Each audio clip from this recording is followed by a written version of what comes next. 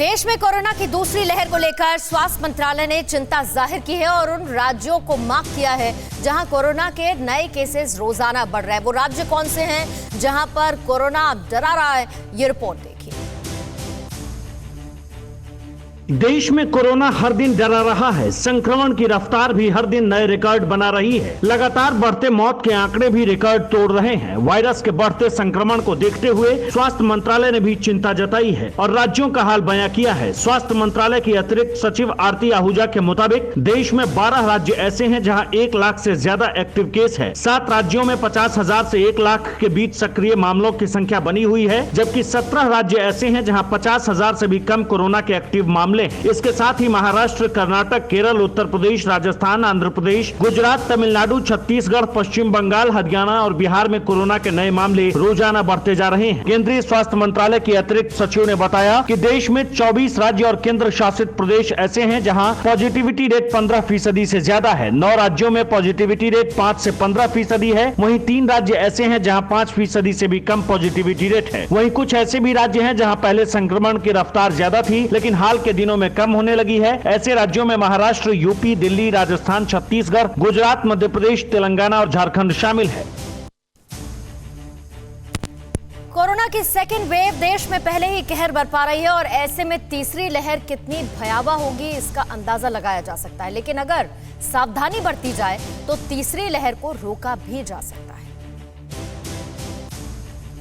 देश में corona peak पर है। वायरस की दूसरी लहर तांडव मचा रही है। किलर कोरोना हर दिन प्राणघातक होता जा रहा है।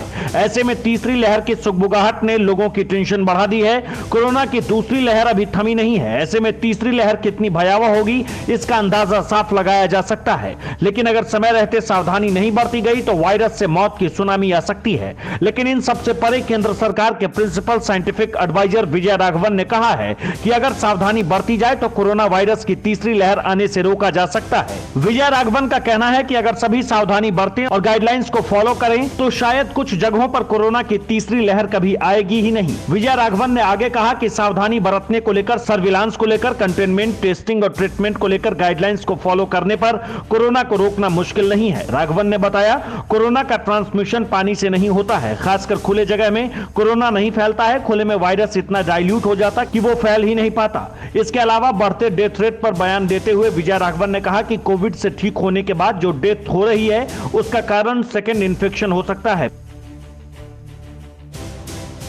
संकट की इस घड़ी में कई देशों ने भारत को मदद पहुंचाई। भारत में वैक्सीनेशन को बढ़ावा देने के लिए वैक्सीन की डोज भी मुहैया कराई है। लेकिन भारतीय मानकों पर यह वैक्सीन कितनी असरदार है इसका पता परीक्षण के बाद लगेगा। भारतीय मानकों पर सिंगल डोज सफल होती है तो जल्द ही टीकाकरण को रफ्तार मिल सकती है।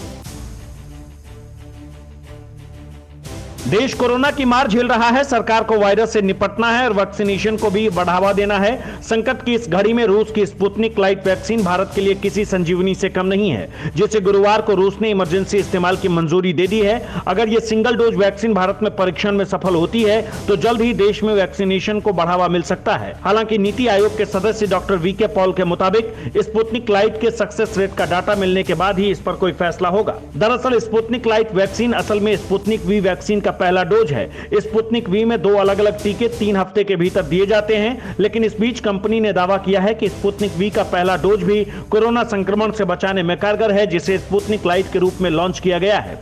डॉक्टर वीके पॉल का कहना है कि रूस में रिसर्च से जो नतीजे सामने आए हैं उसका डेटा भारत में परखा जाएगा। इसके बाद ही साइंटिफिक डेटा के हिसाब से भारत में इसकी मंजूरी दी जाएगी। बता दें, रूस का भारत में 6 कंपनियों के साथ हर साल 85 करोड़ डोज उत्पादन करने के लिए समझौता हुआ है। कंपनियां जून के आखिर या जुलाई के शुरू में इसका उत्पादन शुरू कर सकती है।